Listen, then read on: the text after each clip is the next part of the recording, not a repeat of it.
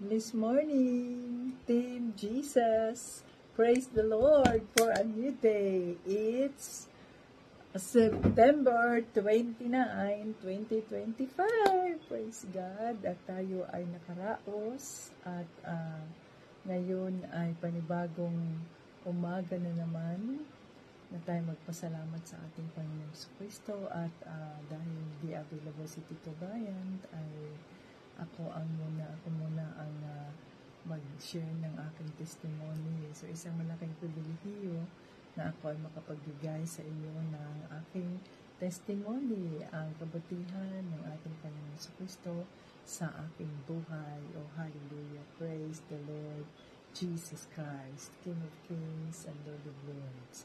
So, bago ko i-share ang aking success, ang aking tagumpay, ang aking pananampalataya kay Panginoon Kristo ay nais kong kilingin ang gawain ng Banal na Espiritu sa Panginoon Kristo. So, maraming salamat po sa oras na ito, sa pagkakataon na ito na ako naman ay makapagbabahagi ng iyong kabutihan sa buhay ko, maging sa aking pamilya. Itago mo po ako sa iyong Diyos, sa hindi ako makikita, kundi ang makikita ang iyong kabutihan, Panginoon Jesus, na ikaw lamang po ang maririnig ng iyong mga paanakan at walang iba dahil ikaw ay mabuti at ikaw ay Diyos na puno ng kaawaan. Alam mo ang pangangailangan ng mga anak. So maraming salamat po na itong testimony na ito ay magbibigay kalakasan at motivasyon at encouragement sa bawat isang gustong matuto at gusto mas lalo pang makalapit sa iyong presensya, Panginoon Jesus. Maraming salamat po in Jesus' name. Amen. Ayan. So, ang aking testimony ay mula doon sa Genesis 50. Genesis chapter 50 verse 20. So, dito sinasabi, you intended to harm me, but God intended it for good to accomplish what is now being done.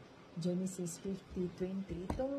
Itong Bible verse na ito ay ito yung kwento ni Joseph na kung saan si Joseph ay ibininta ng kanyang mga kapatid dahil sa kanilang pagsisilos sa kanya, no? Pero sapagkat ang Diyos ay mabuti, ang Diyos, alam ng Diyos ang katotohanan. So, ang demonyo, ang gusto niyang mangyari ay sirain si Joseph, no?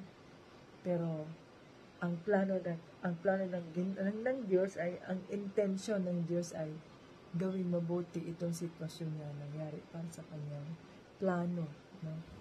Kung ano ang pinaplano na niya ahead of time. So, yun yung aking testimony dahil alam natin na gumagamit tayo ng cellphone at nag-record tayo ng mga videos para sa ministry ng Diyos na makapag-upload tayo. At yung binigay ng Diyos na Z Fold ay matagal na yun at gamit talaga yun sa ministry. Maaaring siguro more than 5 years na yun siya. At yun na nga, nagsira-sira na siya. At hindi na siya nagsa-charge na ginagamit yung mga ganitong chargers, mga ganitong chargers, hindi na siya nagsa-charge. So, binilan ko ng yung charger na ipapatong lang siya, which work. Nag-charge naman, kaya lang yung kanyang battery ay talagang maliit na, maikli na ba, hindi na siya matagal. So, yun ang nangyari doon, mga katimjisas. Yun, sabi ko, Panginoon, paano ko pa ito gawin? Dahil ang Z Fold, itong ating, yung cellphone na binigay ng Diyos sa atin, ay hindi ako marunong itong gumawa ng movie. Halimbawa, kung ang inyong mga videos na para sa inyong testimony ay hindi niyo masin ng buo, so, ginagawa nyo ay hinati-hati ninyo. Kagaya lang sa ating Bible study ay hati-hati, no? At ang pagpapadala, dito, ang ginagawa ko ay sinisave ko yan, tapos ay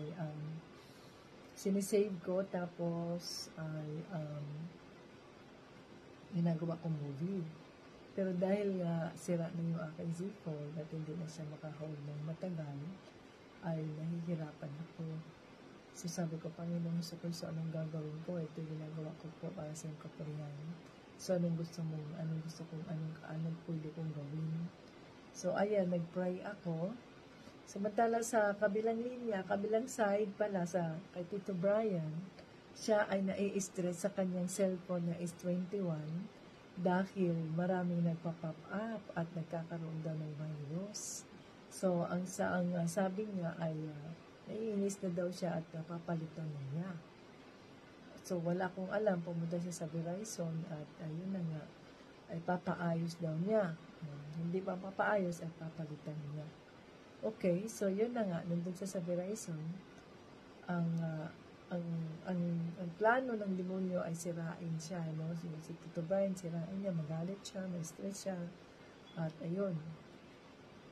Pero ang plano ng Diyos, meron palang plano ang Panginoon tungkol sa sitwasyon na yun. At ang nangyari, yung cellphone niya, ay, ang sabi ng Verizon, ay dahil ang yung cellphone na meron naman yung insurance, ay pwede nating palitan niya ng bago. So, pinalitan yung kanyang cellphone ng S25 na libre. Hallelujah. S25 na libre. Tapos, yung luma, so anong gagawin sa luma? Ang sabi ni Tito Bryant ay, ayokong i-trade in yan dahil ibigay ko to sa asawa ko kasi magagamit niyo yun. So, hindi ko naman sinabi kay Tito Bryant na ito ang problema ko. Ito ang problema ko sa cellphone, na hindi ako nakapag-upload o kaya nakakagawa ng movie para sa kanyang ministry. Pero ang ating Panginoong Kristo, alam niya ang ating mga sitwasyon. So yun, ang nangyari ay hindi nga trinidiin ni Tito Brian, dinala niya at sabi nga before siya sabi ng Verizon, dahil iti-trade-in mo yan, bigyan natin yan ng panibagong plan na mayroong data, na kung saan yun ang mahalaga sa akin. Para kahit saan ako pupunta, ay mayroon pa rin akong data. Na nakakapag-save ako ng mga movies o may videos, nakakapag-live ako dahil may sarili siyang data. Internet data. So, ayun. Pag-uwi ni Tito Brian, ayun ang pinaliwanag niya at sabi niya na libre ang cellphone niya at dahil nga nag-5 na ang aming plans ay bababa ang aming monthly telephone bill. So praise God. At yun na nga, bumaba nga mga katinjisas. Dati ang ating binabayaran ay $240 something. At ngayon ang binabayaran natin ay $190. Hallelujah. Praise the name of the Lord. So, ganun kabuti ang ating Panginoon Kristo. At dahil sa cellphone na ito nga ginagamit ko ngayon para mag-video o mag-record dahil nga ang Pixel ay hindi ako makagawa ng video dito. Wala siyang feature na movie, gumawa ng movie. So, itong Samsung S21 ni Tito Bryant na yun ang nagdulot sa kanya ng stress, yun ang nagdulot sa kanya ng pagod, na iinis siya na maraming nagpa-pop up. Yun ang ginamit ng ating Panginoong Kristo upang mabigyan ako ng cellphone na magamit ko dahil ngayong aking Z Fold ay sira na magamit ko bago pa naman itong kanyang S21 at durable siya. So, ang ginawa ko para as the Holy Spirit leads, nung dinala na niya at ibinigay niya sa akin na may sarili niyang data, ang ginawa ko ay ibalik siya sa kanyang factory setting. At dahil binalik siya sa kanyang factory setting, ay wala na yung mga virus, wala na yung mga apps o mag-pop up. Hallelujah. At malinis ang cellphone na parang bago at wala siyang mga na-stored na mga pictures. To God be the glory. Na magamit ko talaga para makasave ako ng mga videos ninyo, at magawan ko ng movie at ma-post ko. To God be the glory. So ganun kabuti ang Panginoon, no, na yung ang plano ng demonyo ay to harm us. But God intended it for good to accomplish what is now being done. So ngayon, nagagamit ko na itong cellphone ni Tito Brian at nakakagawa na ako ng movie na kung saan makapagpo-post ako. To God be the glory. Napakabuti ng ating Panginoong Kristo, mga ka-Team Jesus. Kaya, kung ano man ang mga pagsubok na ating nararanasan, na sa akala natin napapagod na tayo, naiinis tayo, nai-stress tayo ng dahil dito, maaring yun ay paraan ng ating Panginoong hinayaan ng ating Panginoong Kristo na mangyari sa atin dahil mayroon pala siyang ipinaplano. Kagaya ko, to God be the glory, mayroon naman akong ibang cellphone na nagagamit at binilhan ko siya ng panibagong case. So, ito ang kanyang case. So, dalawa na yung aking cellphone na magagamit maliban dito sa iPhone. Dati na ito, iba naman kasi ang iPhone, hindi ako marunong yan, wala din siyang movie. Kaya, ito talaga ang best na binigay ng Panginoon bilang replacement ng aking Z-phone na kung saan ay nagagamit ko para sa ministry.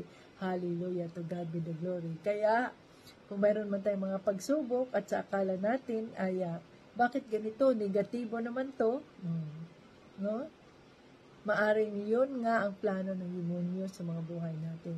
Subalit ang plano ng ating Panginoong Kristo ay higit pa doon sa pinaplano ng demonyo. Ang atin lamang ay magpakumbaba at sumunod at hingin sa Kanya, sa ating Panginoong Kristo, Lord, anong gagawin ko dito? Kailangan ko ito para sa ministry mo, kailangan ko ito, tingnan mo. At ang ginawa niya ay si Tito Brian, ginamit niya yung cellphone niya, itong Samsung 21 ay nagkaroon ng virus para kailangan niyang bumili o kumuha ng iba, which is libre naman doon sa Verizon. Hallelujah. At hindi kami nagbayad na kahit na bumaba pa ang aming bayarin. Napakabuti ng ating Panginoong Kristo, mga ka-Team Jesus. Kaya huwag natin kalimutan na everything works together for good to those who love the Lord. Kung ang intention ng demonyo ay sirain tayo, pero yung plano ng demonyo pala ay gagamitin ng Panginoong Kristo upang tayo ay mapagpapala, upang sagutin ang ating mga prayer request. Hallelujah. To God be the glory. So, ganun yun, mga ka-Team Jesus. Kaya mayroon na akong isa pang cellphone na nagagamit para sa gawain para sa ministry ng ating Panginoong Kristo. Hallelujah. To God be the glory and honor. Napakabuti ng Diyos. Naway na patatag ang inyong mga pananampalataya at panghawakan natin ang ating pananampalataya at Panginoong Kristo. Maniwala tayo sa kanyang mga pangako at isuko natin sa kanyang lahat. Kausapin natin siya dahil alam niya ahead of time kung ano ang ating mga pangangailangan. Hanggang sa muli, Jesus loves us. Bye-bye. To God be all the glory and honor.